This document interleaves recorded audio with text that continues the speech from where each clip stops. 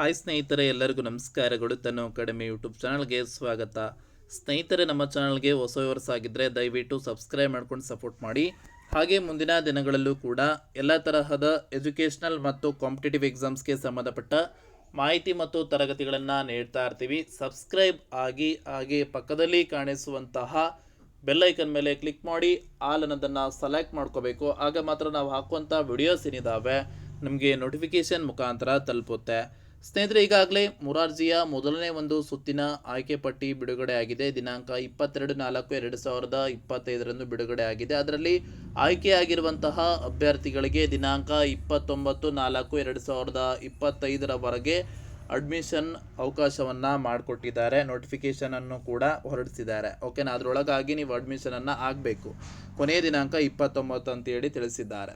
Okay, then ಅದಾದ ಬಳಿಕ ಎರಡನೇ ಸುತ್ತಿನ ಆಯ್ಕೆ ಪಟ್ಟಿ ಯಾವಾಗ ಬರುತ್ತೆ ಅಂತೇಳಿ ಬಹಳಷ್ಟು ವಿದ್ಯಾರ್ಥಿಗಳು ಕೇಳ್ತಾ ಇದ್ದೀರಾ. ಎರಡನೇ ಒಂದು ಸುತ್ತಿನ ಆಯ್ಕೆ ಪಟ್ಟಿ, ಮೊದಲನೇ ಒಂದು ಸುತ್ತಿನ ಆಯ್ಕೆ ಪಟ್ಟಿಯಲ್ಲಿ ಆಯ್ಕೆಯಾಗಿರುವಂತಹ ವಿದ್ಯಾರ್ಥಿಗಳು ಅಡ್ಮಿಷನ್ ಆದ ಬಳಿಕ ಎರಡನೇ ಒಂದು ಸುತ್ತಿನ ಆಯ್ಕೆ ಪಟ್ಟಿ ಬಿಡುಗಡೆ ಆಗುತ್ತದೆ. ಓಕೆನಾ, ಬಿಡುಗಡೆ ಯಾವಾಗ ಆಗುತ್ತೆ? ಮಾಹಿತಿ ಪುಸ್ತಕದಲ್ಲಿರುವ ದಿನಾಂಕ, ಕೆ ಅವರು ನೀಡಿರುವಂತಹ ಮಾಹಿತಿ ಪುಸ್ತಕದಲ್ಲಿರುವಂತಹ ದಿನಾಂಕವನ್ನು ನೋಡೋದಾದರೆ, ಸ್ನೇಹಿತರೆ, ನೀವಿಲ್ಲಿ ನೋಡಬಹುದು, ಪರೀಕ್ಷೆಗೆ ಹಾಜರಾದ ಅಭ್ಯರ್ಥಿಗಳಿಗೆ ಎರಡನೇ ಸುತ್ತಿನ ಸೀಟು ಹಂಚಿಕೆ ಪಟ್ಟಿ ಮೇ 2025 ಮೊದಲನೇ ವಾರ ಅಂತ ಹೇಳಿದರು.